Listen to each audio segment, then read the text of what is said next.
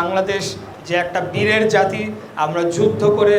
রক্ত দিয়ে অস্ত্র হাতে তুলে নিয়ে এই দেশকে স্বাধীন করেছিলেন আপনারা। পতিত স্বৈরাচারী ফ্যাসিবাদী আওয়ামী লীগ সরকার ক্ষমতায় আসার পর থেকে তারা মুক্তিযুদ্ধকে একক সম্পত্তি বানিয়েছে এবং এর পুরো কৃতিত্ব তারা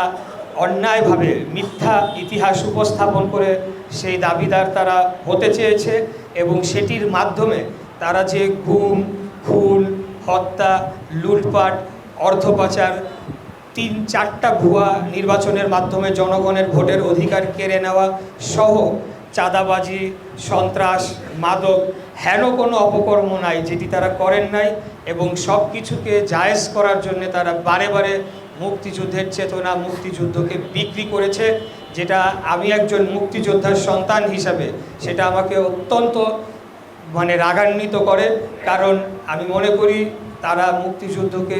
অত্যন্ত অসম্মান করেছে এই সকল কর্মকাণ্ড করার মধ্য দিয়ে এবং সেটিকে জায়েজ করার চেষ্টা করার মধ্য দিয়ে। ৭১ সালের ২৫শে মার্চ পাক হানাদার বাহিনীর, যেটা আমার বাবার একটা বইতেও আছে, প্রকাশিত হয়নি, হবে সামনে,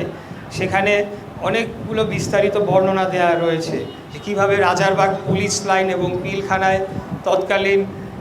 পাক হানাদার বাহিনী ঝাঁপিয়ে পড়ল এবং রাস্তার ধারে সারি সারি লাশ পড়ে থাকলো, কমলাপুর রেল স্টেশনে লাশ পড়ে থাকলো এবং ঢাকা বিশ্ববিদ্যালয় ক্যাম্পাসগুলোতে, হলগুলোতে ঢুকে তারা আন্দোলনরত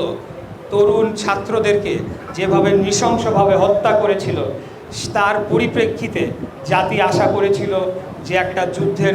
ডাক আসবে, কারণ সেই যুদ্ধের একটা প্রেক্ষাপট দীর্ঘদিন যাবতই তৈরি হয়েছিল।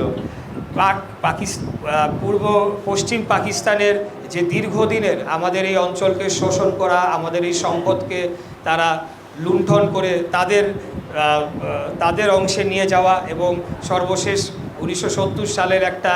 নির্বাচনের মাধ্যমে যে একটা গণতান্ত্রিক সরকার রাষ্ট্র পরিচালনার দায়িত্বভার গ্রহণ করার কথা ছিল, সেটি যখন তারা দিল না এবং সর্বশেষ যখন তারা 25শে মার্চ কাল রাতে জনগণের উপরে, নিরস্ত্র নিরীহ জনগণের উপরে ঝাঁপিয়ে পড়ল, তখন দেশ যখন দিক বিদিক দিশেহারা, সেই সময় সম্ভবত 2:15 তারিখ ভোর রাত, তখন কালুরঘাট বেতার কেন্দ্র থেকে একটি ভাষণ, একটি কালোজয়ী স্বাধীনতার ঘোষণা আসলো, যেটি আমি আমার বাবার মুখে জেনেছি যে প্রথম যে ভাষণটি ছিল, সেই ভাষণে শহীদ প্রেসিডেন্ট জিয়াউর রহমান, তৎকালীন তিনি মেজর ছিলেন, তিনি নিজেকে বাংলাদেশের অস্থায়ী রাষ্ট্রপতি হিসেবে এবং মুক্তিযুদ্ধের সর্বাধিনায়ক হিসেবে তিনি জাতিকে আহ্বান জানালেন মুক্তিযুদ্ধের জন্যে এবং শুধু তাই নয়, তিনি বিশ্বব্যাপী তা আহ্বান জানালেন যাতে আমাদের সহযোগিতার জন্য তারা এসে দাঁড়ায়, অস্ত্রশস্ত্র এবং অন্যান্য রসদ দিয়ে যাতে আমাদেরকে সাহায্য করে, কারণ আমাদের উপরে একটা গণহত্যা সংগঠিত হচ্ছে। 24 সালে যে ছাত্র জনতার আন্দোলন হয়েছে, তাদের ভেতরে একটা বিতৃষ্ণার জন্ম হয়েছিল কেবলমাত্র আওয়ামী লীগের এই সকল কর্মকাণ্ডের কারণে, যার কারণে মুক্তিযুদ্ধও কিছুটা হলেও তাদের কাছে একটা বিতর্ক, আমি বলবো না, কিন্তু কিছুটা হলেও একটা ক্ষতিগ্রস্ত হয়েছে। তো আমি আজকে দায়িত্ব গ্রহণ করেছি। আমার দায়িত্ব যদি আমি মোটা দাগে বলি, যে 1971 সালের মহান মুক্তিযুদ্ধ থেকে এবং 2024 সালের যে রক্তাক্ত গণ অভ্যুত্থান হয়েছে, এটিকে আলাদাভাবে দেখার কোনো সুযোগ নাই। আমরা লক্ষ্য করেছি যারা স্বাধীনতা বিরোধী ছিল, যারা বাংলাদেশকে চায় নাই, যারা বাংলাদেশের সাধারণ জনগণের বিরুদ্ধে অস্ত্র হাতে তুলে নিয়ে তারা যুদ্ধ করেছে নিজ দেশের মানুষের বিরুদ্ধে, শুধু তাই নয়,